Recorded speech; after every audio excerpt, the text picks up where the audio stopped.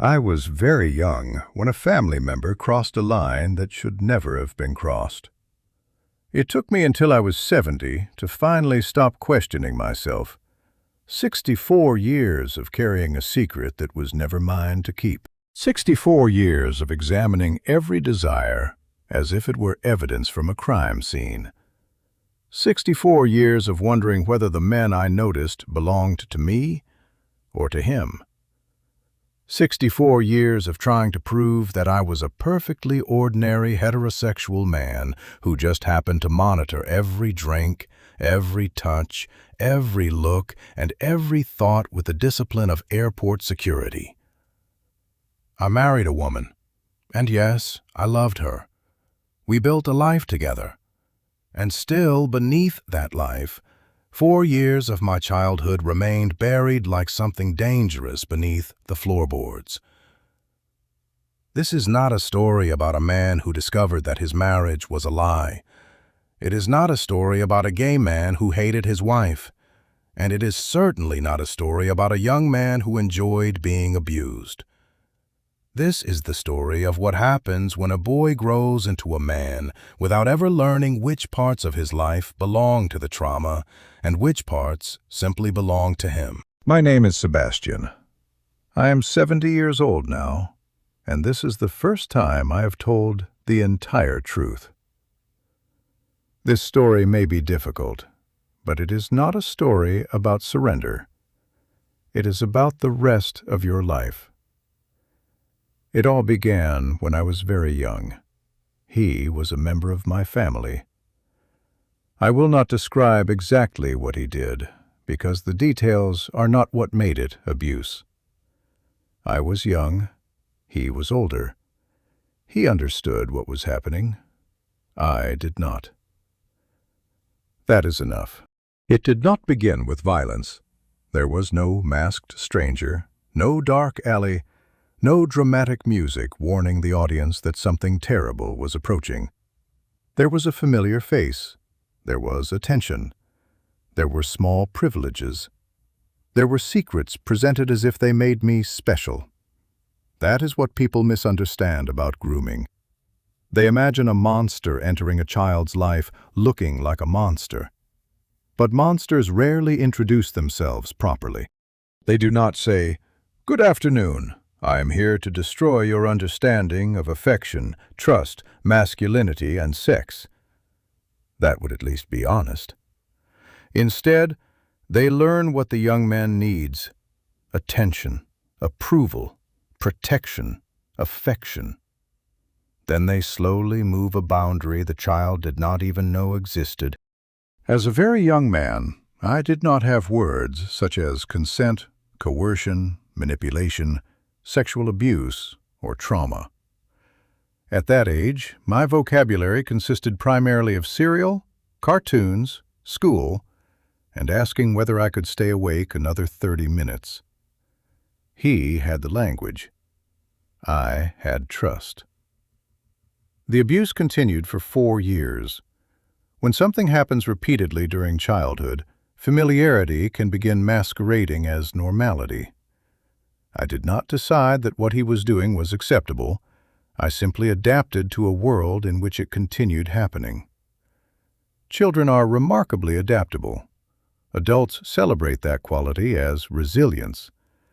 But sometimes adaptation means learning how to survive something no child should ever have needed to survive. I learned when to become quiet. I learned how to leave my body without physically going anywhere.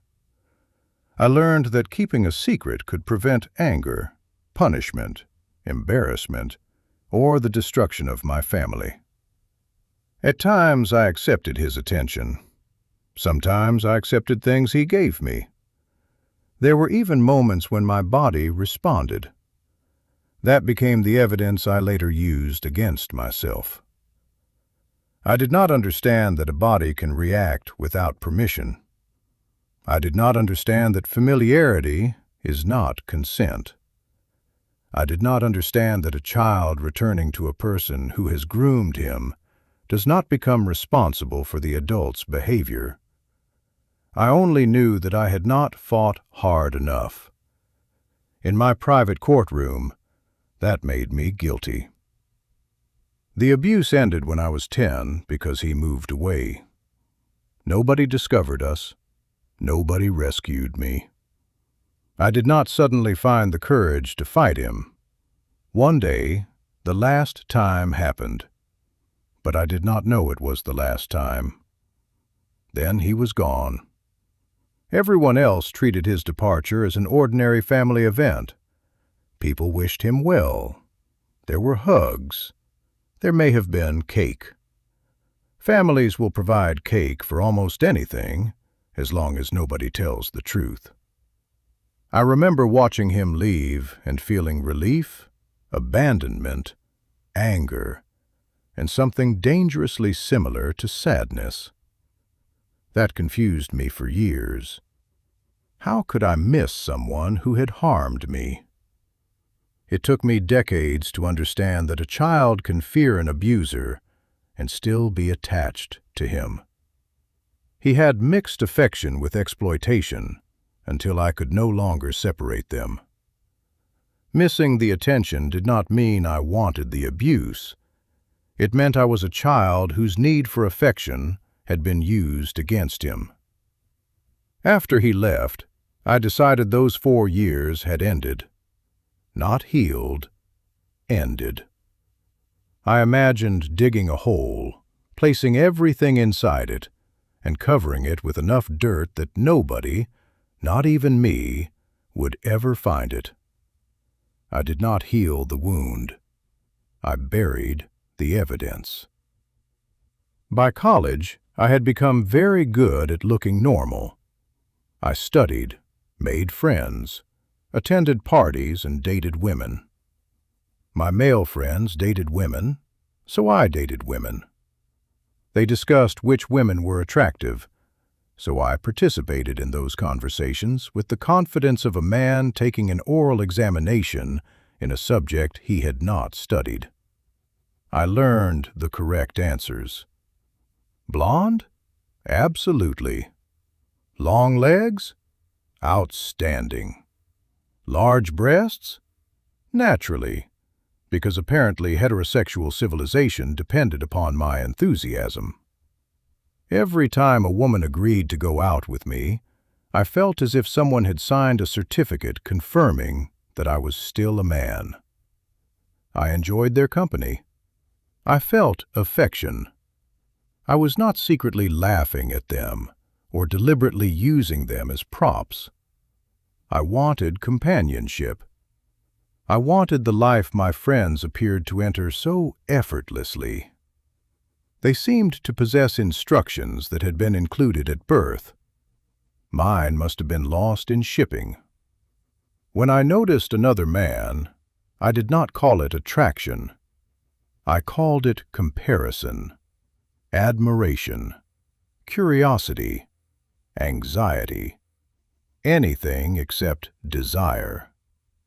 If I noticed his shoulders, I wanted shoulders like his. If I looked at his mouth, I was apparently conducting an independent study in facial anatomy. If I imagined kissing him, well, the human brain is a mysterious organ, and perhaps we should all stop asking so many questions. I became an expert in explanations. Eventually, I met the woman who became my wife. I loved her. I need to say that without qualification because people like simple stories. They want the marriage to have been false so that the later relationship with a man can be true. But human lives are not light switches. One truth does not have to extinguish another. My wife and I built a real life. We shared bills, meals, disappointments, illnesses, vacations, arguments, and years of deciding what to eat while rejecting every suggestion the other person made. That is marriage. We raised a family. We laughed. We held each other through loss. I knew the sound of her footsteps and the exact expression she made when she believed I was wrong but wanted to give me another 30 seconds to discover it myself. I lied about what I was carrying. I did not lie every time I told her I loved her. Marriage gave me roles I understood: husband, father, provider, responsible man. It also gave me what I thought was proof. A gay man would not have a wife, I told myself. A damaged man could not build a family. Therefore, I must be neither gay nor damaged. The mathematics was terrible, but I remained committed to the equation. The problem was alcohol. I was never an alcoholic. In fact, I rarely allowed myself to become drunk. I could drink enough to relax, but never enough to surrender control. 2 drinks were acceptable. 3 drinks made me nervous. 4 drinks might loosen my tongue. 5 might loosen something else. I feared that alcohol would disinter what I had spent decades burying. Perhaps I would mention the abuse. Perhaps I would look at another man for too long. Perhaps I would touch a shoulder and allow my hand to remain there 1 second beyond the approved heterosexual limit. Perhaps the desire I monitored every day would escape and create a scandal before I could force it back inside. So, I controlled everything. At parties, other people became louder and freer. I became quieter and more vigilant. While everyone else was enjoying the effects of alcohol, I was supervising myself like a disappointed school principal. I believed that if I lost control, the truth would emerge. The difficulty was that I did not know which truth frightened me more: that someone had abused me, or that I desired men. In my mind, those things were chained together. I believed that if I admitted one, everyone would assume the other. Worse, I assumed it myself. Did he make me gay? Did my body learn something during those 4 years? Was every attraction evidence that the abuse had succeeded? These questions followed me into my marriage. They did not appear every morning. Trauma is not always courteous enough to maintain a predictable schedule. Sometimes I went months without consciously thinking about what happened. Then a smell, a phrase, a particular type of touch, or the sight of a man would open the ground beneath me. I would quickly cover it again. Years passed. The children grew. My wife and I changed. Eventually, our marriage ended. The divorce was painful, but the end of the marriage was not the end of love. It was the recognition that the life we had built could no longer continue in the same form. When the divorce was finalized, I suddenly had something I had avoided for most of my adult life: silence. For 40 years, the machinery of marriage had been loud enough to cover the knocking beneath the floor. There were children to raise, repairs to make, appointments to remember, and arguments about why the thermostat had apparently become a weapon of psychological warfare. After the divorce, the house became quiet. There was nobody to perform for. Nobody needed me to be a husband. My children were adults. My professional life was slowing down. The roles that had protected me began disappearing, and the boy beneath the floor started knocking louder. The trauma became heavier every day. Not because the past had changed, but because I was no longer strong enough to carry it in the same old way. Avoidance had worked until it did not. I stopped sleeping properly. I withdrew from people. I looked at myself and saw a man divided into incompatible pieces: the child who had been abused, the husband who had loved a woman, the man who desired men, and the 70-year-old who no longer knew how to keep them separated. Eventually, I learned that I had only 2 choices. I could die, or I could speak. At the time, I told myself I was too much of a coward to choose death. That was the language of a man who had spent his life confusing silence with courage. I know differently now. I was not too cowardly to die.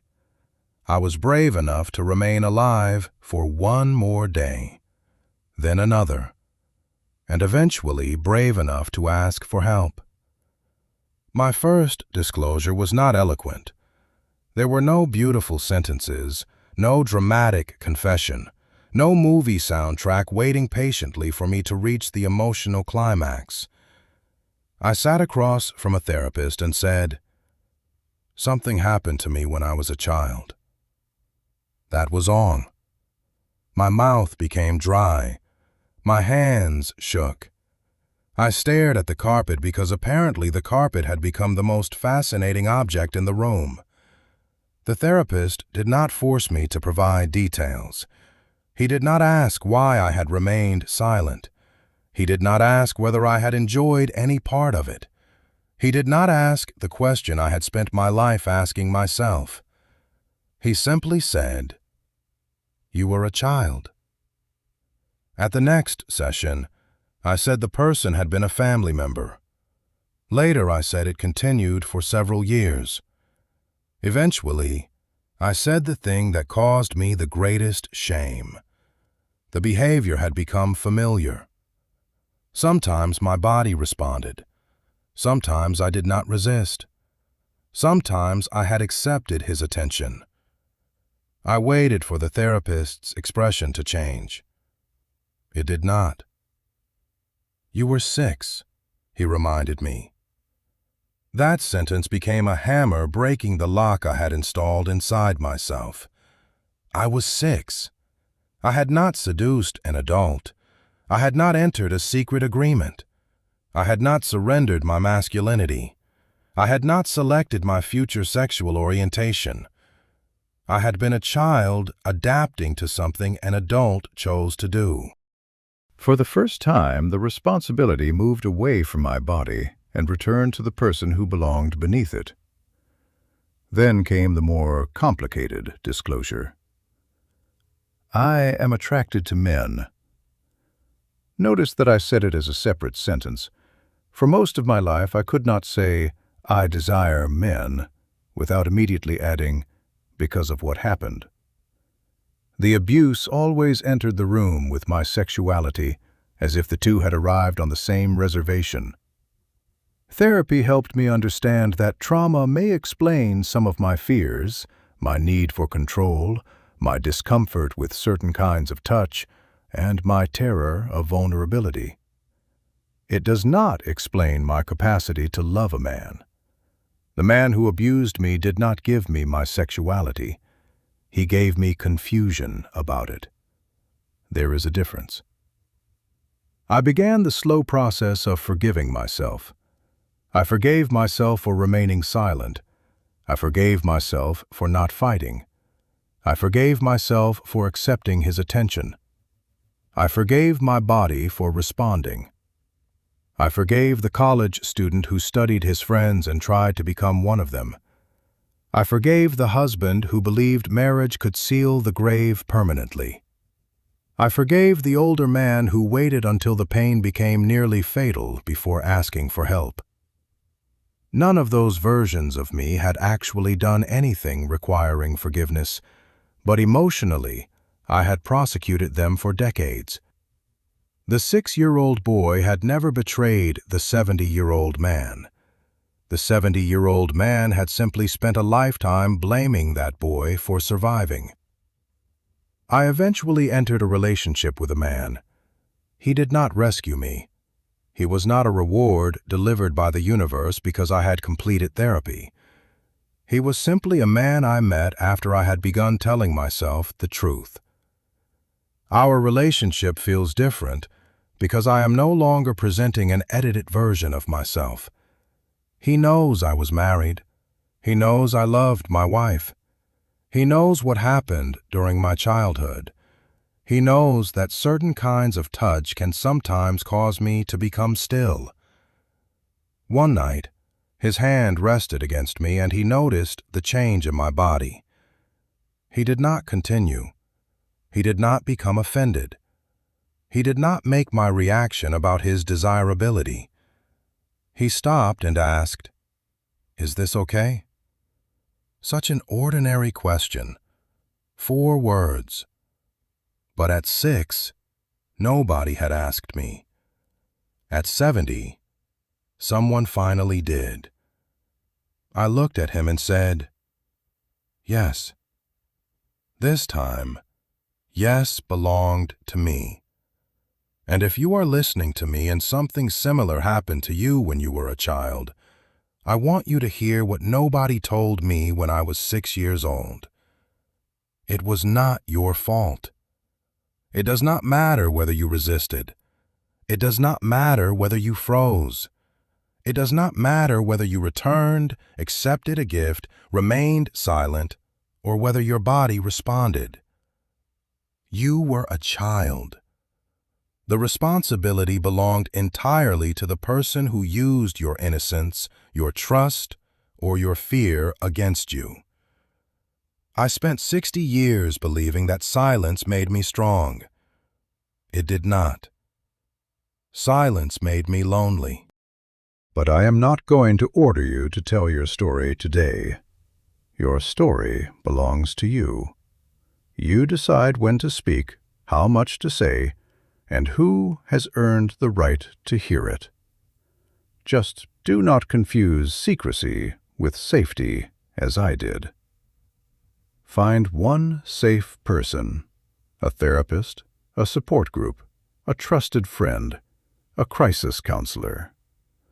You do not have to tell everything at once. Your first sentence can be as simple as mine. Something happened to me when I was a child, and I do not want to carry it alone anymore. That sentence did not erase my past. It opened my future.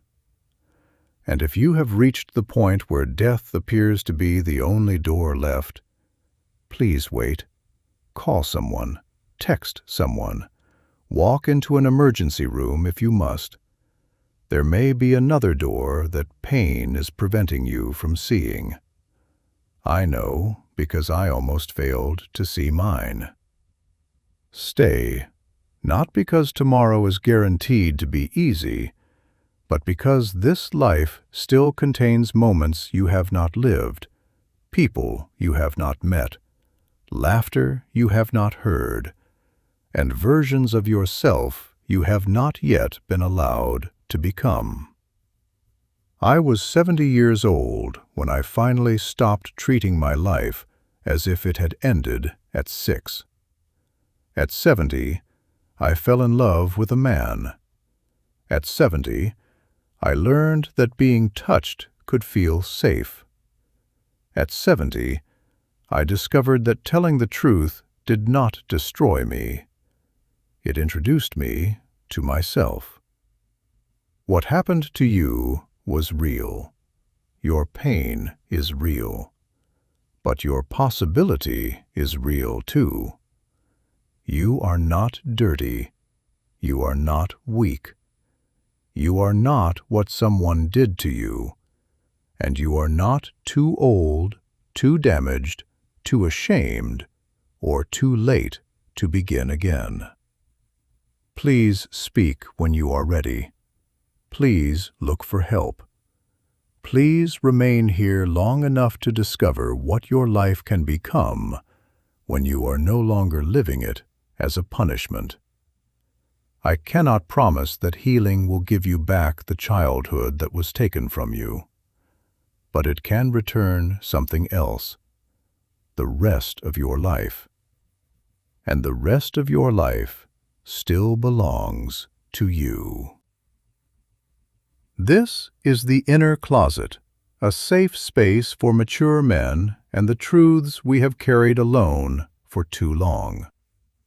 If Sebastian's story resembles yours, you do not have to describe what happened in the comments. You owe the internet nothing. But please consider speaking privately with someone safe and qualified to support you. And if you know a man who has finally found the courage to tell you, do not interrogate him. Do not ask why he waited. Do not ask why he returned. Do not ask whether he is certain. Believe him. Listen to him. Remind him that he was a child. Sometimes healing begins when one person finally refuses to return our shame to us. Take care of yourself, and please stay. I love you all.